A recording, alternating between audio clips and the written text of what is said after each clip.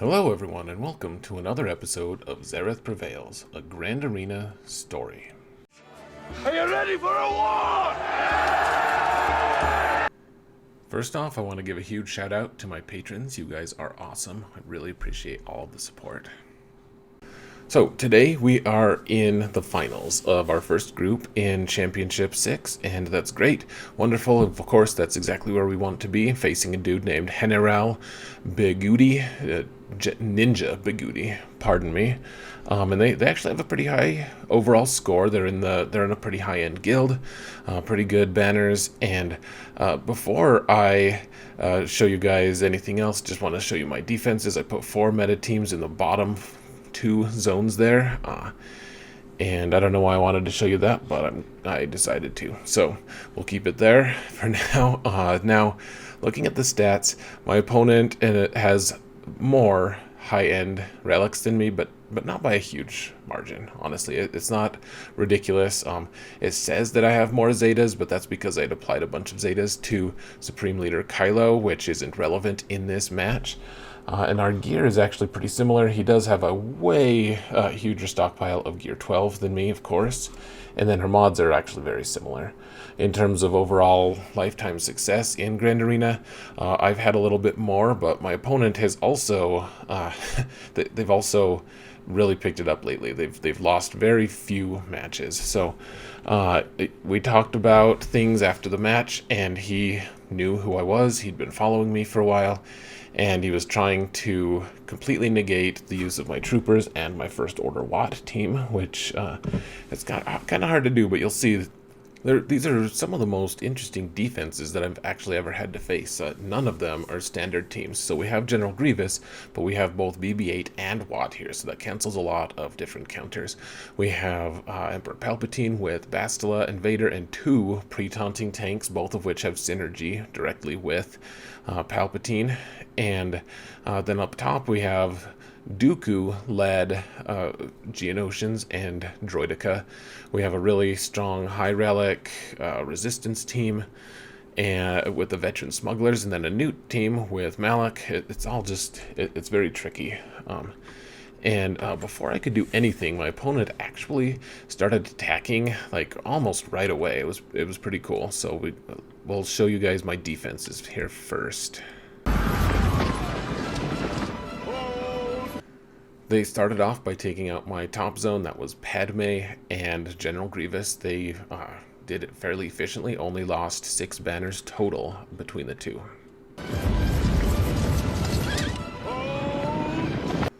Next, they beat my General Skywalker for a pretty expected 7 banners, which is acceptable, most likely. Then my Jedi Revan team was taken out for 57 banners, so pretty efficient overall. Only dropped 16 total on my 4 meta teams. Then they took out my Hux team for 58 banners, and I was feeling a little bit desperate because they have some really tough defenses here, and I knew the back was going to be tough as well.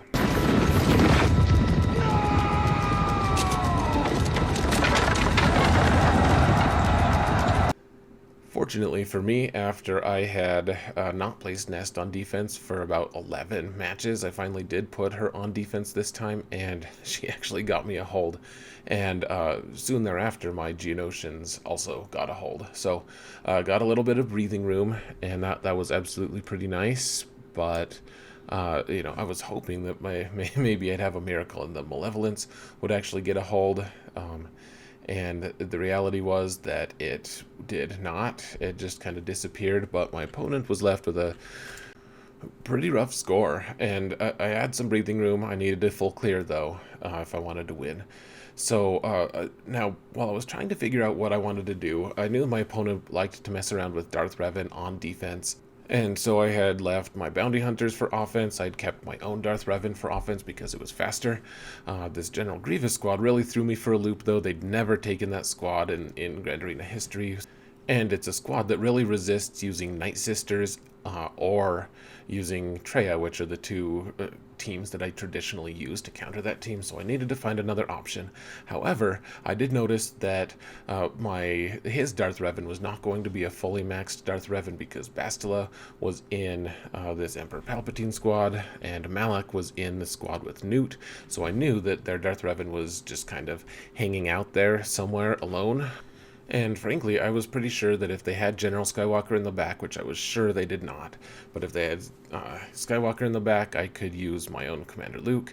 I could use a different squad against the Darth Revan team. So I decided to go against this Palpatine squad first. And that I figured they probably were trying to make it so I couldn't use troopers. They hadn't said that at the time, but I did kind of deduce that by all of these crazy squads. And you want to use your troopers as early in a match as possible if you're kind of counting on using them as an offensive team. And so this Emperor Palpatine team had a weakness to it, and that is Palpatine himself. So you have two pre-taunts, which is hard to get through, and you have a fast Bastila and a fast Vader for that matter. And so what you need to do, you have to focus down Palpatine first with troopers because he's the easiest to kill. And once you get the first kill, it's going to be a lot easier, which is what happened here. I did decide to just try to death mark Bastila. The second she goes, life gets a whole lot harder. But luckily, I was able to get death mark on her before she got a turn, and after that, it was all over but the crying. Vader got a turn, but it didn't really do anything, and now we can just take him out at our leisure for a pretty quick and easy 60 banners. And that was kind of a big misstep by my opponent. I feel like not to insult them or anything. It's just some people just, if you don't play troopers a lot, you don't see some of these weaknesses. So glad I could get a quick 60 banner win against an otherwise extremely tricky team on defense. And now it was time to just kind of clench my butt and go into this Grievous squad. BB-8 gave the Grievous squad first turn, which is really rough, and there's already a pre-taunt in place because of Watt here. And, my squad isn't necessarily super resilient. There's some resilience to it, but General Grievous hits like a truck. And so we just got to go quick. So the goal here is to get one of the characters to below 50% health without actually killing them, which is easier said than done. Doing damage is not an exact science, and the reason we're trying to get to the 50% mark or just below it and no further is because the second we do that, then Grievous gets Terminate placed on him, and then you can take him out really quick and easy. However, we did fail a little bit. We killed B2 earlier than intended, and I guess that was fine because Grievous did go, he got his AoE, and then he did some damage to BB-8, which brought him below 50%, so we killed him on Terminate, or Death Mark from that. So 55 banners is pretty good. I would have accepted 50 banners, frankly. Just needed to get through that. And now we had to have our fingers crossed that there wasn't General Skywalker in the back, and there wasn't. However, I was thrown for a loop because there's this Darth Maul team with Darth Revan in it, and Marauder and Zaalbar. It's a really tricky, sneaky squad. And then there's a Bossk team that's really fast and really strong, at least Bossk and Boba. And then there's Nest, of course, to complicate matters further. So this is a pretty tricky zone. And here, let's look at the top zone, just so you guys can see a full picture. So I needed to beat all of this. I have Traya and Commander Luke as my two strongest teams. I have First Order, I have Bounty Hunters, some Night Sisters, and a Jedi Training Ray team. They're all decent, but all of these squads are completely new to me, not teams that I have any experience with facing, and I just wasn't sure. So after a long time of trying to figure out what I wanted to do, especially that Darth Revan squad, I just didn't know. None of the squads I had were going to be perfect. I wanted to use bounty hunters against Revan, but without him being the leader, he was going to be really challenging to beat him. Commander Luke, maybe I could snipe him out, but I would have to actually take out Zaalbar first because they'd all start in stealth and I couldn't target Revan right away. In the end, I decided to take Night Sisters, even though Maul does daze, and there's also fear and everything. There's a lot of these status effects that I don't necessarily like. I decided I needed to just take Night Sisters because none of these characters actually deny revive. And so if I'm just attacking haphazardly here, please realize that the Maul team under Zeta Maul, if I do some kind of critical hit to them, then they'll go into stealth, and I can dispel that, but then they'll just go back into stealth pretty soon. Zaalbar is constantly taunting if I'm doing damage to their health, and if he's just taunting, and the goal here is just to honestly wear them down with plague and win by attrition. Now, shock was something that is really frustrating to deal with for Night Sisters because shock means you can't heal health, and Night Sisters just can't heal protection anyways, so they'll just be taking damage without healing, and healing is a huge part of it. However, when they do die, they can at least revive, so I figured, even if my characters slowly, one by one, die, I can revive them, hopefully, and we're just trying to win by attrition. And we're also looking for an opportunity to just one-shot a character here or there if we can. However, Zaalbar with high relics is really tough to get through. Even though he doesn't have any synergy with any of these other characters, he's still just really strong. Luckily, we did manage to get a bunch of plague off on him, and that's really what we're aiming for here. I managed to get a dispel here. Maul is stunned because Daka did her stun on Zaalbar, and then it affected someone else. And luckily, everyone's got plague, and it's mostly sticking. So I just wanted to keep going for attrition. Now, one factor that I took into account going into this match, and I looked for a long time to make sure, was I needed to make sure that Darth Revan couldn't get Deathmark on my lead. And, that his kit is just so all over the place. He's got his unique buffs that he does for the whole team. He's got his leadership buffs that he does for the whole team. And then he has a bunch of buffs that he gets from Bastila Shan, and it's just hard to separate all of those. I know all of the rules, but I don't know exactly what's going to happen. So in this case, he couldn't apply Deathmark to my team. I got 52 banners because I couldn't heal myself from shock, but I got through it, and that was a huge scary team that I just needed to take out before I took out any of the top teams. The win condition here is getting a full clear, so it doesn't matter if I clear the bottom first or the top first. We have to get a full clear. So now we have this really weird Dooku team with Droideka and Geonosians, and it's actually got a lot of scary things. There's the ability to counter for the entire team because of Dooku lead. There's also, the Geonosians have their hive mind still, and they're pretty effective. I took out Dooku first because he can start stunning me and really messing things up. He can put everyone into stealth if I'm not careful.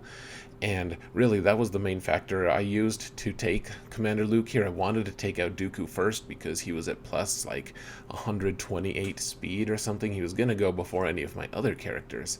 So I took him out first. I needed to snipe him with Han and Chewie. Once that happened, then we could start focusing on things. I wanted to make sure that Droideka took as few turns as possible. So you could see that I stunned him earlier. I was actually just did my normal shots from Han to reduce turn meter from him, and we want ability block on everyone, and then we just treat them like a normal Geonosian squad. Now there's no Poggle here, so the only other dispel that they have is from the Brood Alpha. So if you can control the Brood Alpha, then you're probably golden, and really just keeping them from taking a bunch of turns is probably more important than anything else on this. So did manage to get 60 banners in a pretty uncertain situation. It was a pretty tricky team. I actually really want to mess around with that team a little bit in the future.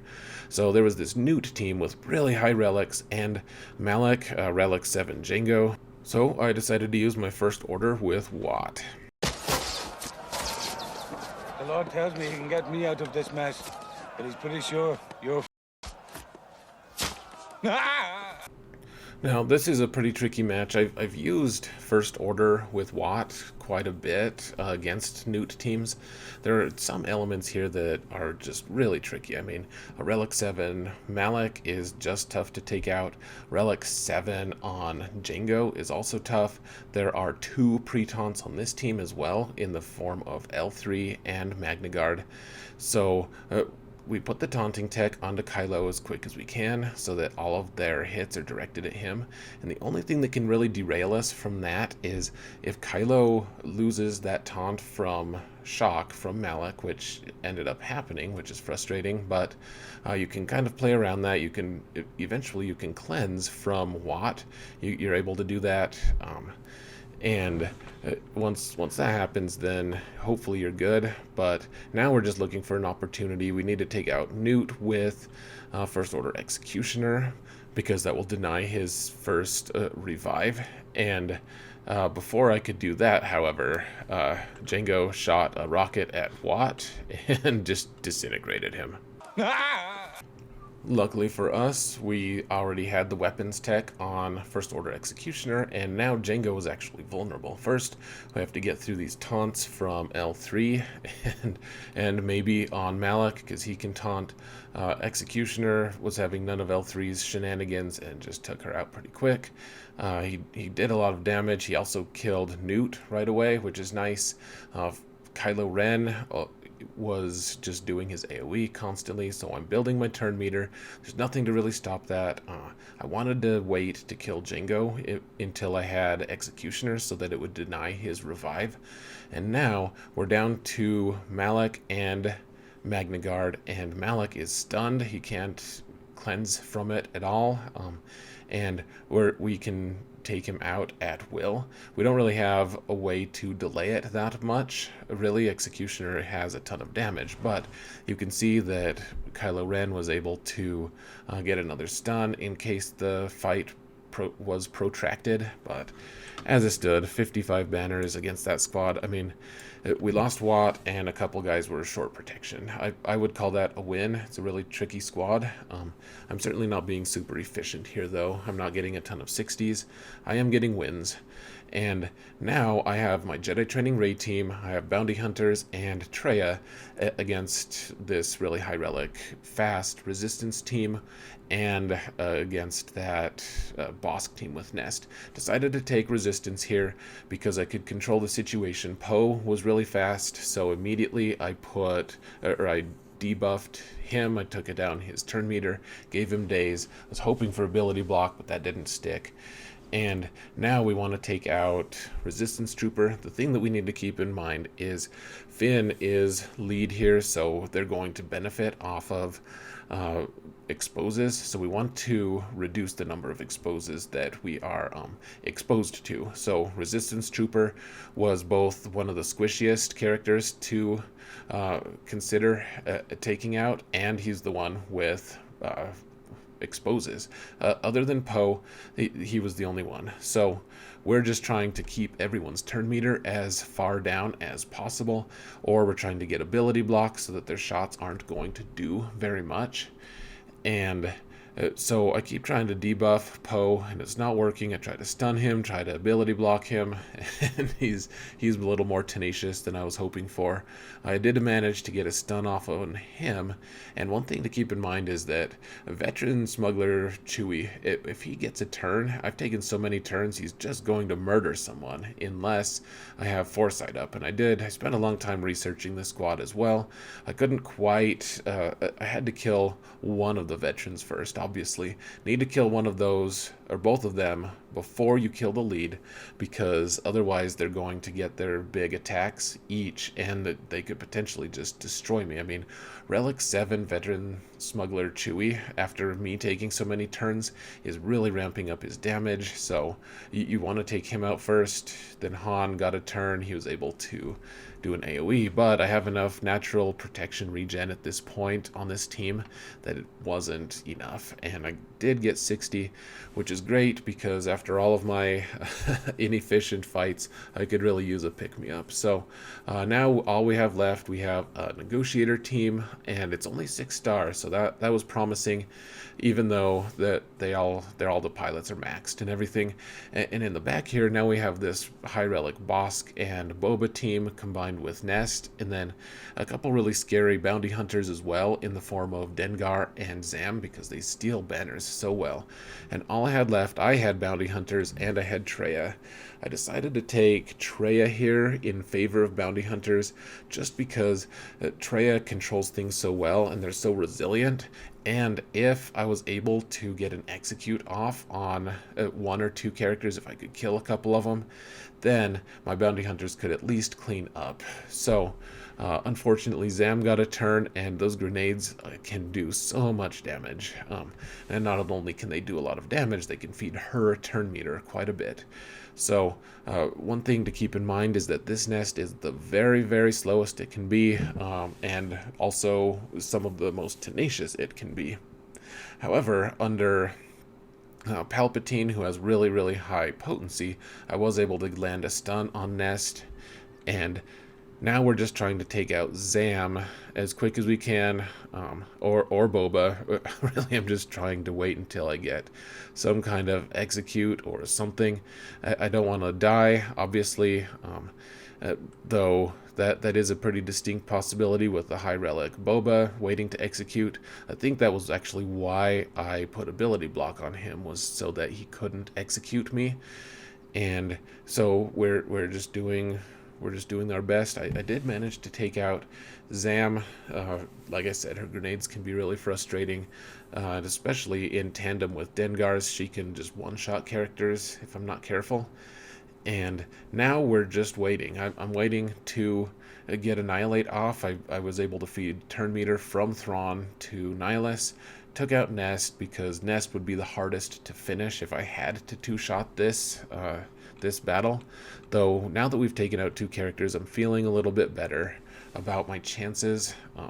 And Boba keeps getting stunned, and that's huge. If Boba wasn't getting stunned, if he kept resisting, which they do have high tenacity on this squad because of Bossk lead, if he kept resisting, this battle might have turned out significantly differently, just because he can do so much damage if he's let loose. His execute under relics is just truly insane. My opponent had excellent mods on this squad. They actually use it on offense quite a bit to kill Night Sisters teams, and they get max banners. So not something I wanted to mess around with. Now, you can see Boba's turn meter is starting to load, and of course I don't want the only character I really care about him targeting. I don't want him to target Thrawn, and of course he turns around and targets Thrawn and just double taps him. So it's good. I actually have Thrawn at gear 13 now, so hopefully that never happens again. Honestly, I like Boba. I'm kind of proud of him, strangely, for that. So he did die, and now we just have to chew our way through this Bossk, which is easier said than done. And I don't have any way to heal myself other than with Scion. He can use his special to actually heal his protection a little, but he doesn't really need it. And there wasn't pain on Bossk, which I've learned since my last episode that's why Scion's special wasn't healing him. So anyways, did manage to take him out. 55 banners once again. Just got to embrace the 55 sometimes, I guess. And I did clear all of the squad zones, so I was feeling pretty good. Need to make sure I can finish off this negotiator. If I can, then I'll get the win. Even if I have to use a couple battles to do it, then I should win. But I mean, if you fail your first battle, then it's pretty dicey what's going to happen after that. So I did want to recoup as many banners as I could for some reason, and so I went for these ships. Originally I was just gonna go with 2 ships, and then I realized, like, it's only one banner. One banner isn't going to decide this specific match. I just need to take as many. I need to take the ships that I need to win. So I did go undersized by 1 because I didn't think I needed all of them. I haven't needed all of them in any fight in the mirror for a very long time. But you can see I started out like this is a little bit rough. Houndstooth got the taunt, and then their Anakin actually was able to get the AoE off, which gave him bonus protection, and we're trying to get his protection down to below like 40%-ish, and obviously that didn't necessarily work the way I wanted. I did manage to get some AoEs off just in time. Now here's something I want to point out. Now my buddy Klesso loves having 5s come in from reserves first in this lineup, and for a while I was just using Clone Sergeant, and I was convinced that Clone Sergeant was the way to go. But I think in general, most circumstances, if there's some good target lock already on the board, you want to take 5s in as the first reserve. So Klesso was right, and I don't like to admit that I was wrong about some things, but I think in this case I just was. So in this case, yeah, I did manage to take out Houndstooth pretty quick using that move, so that was nice.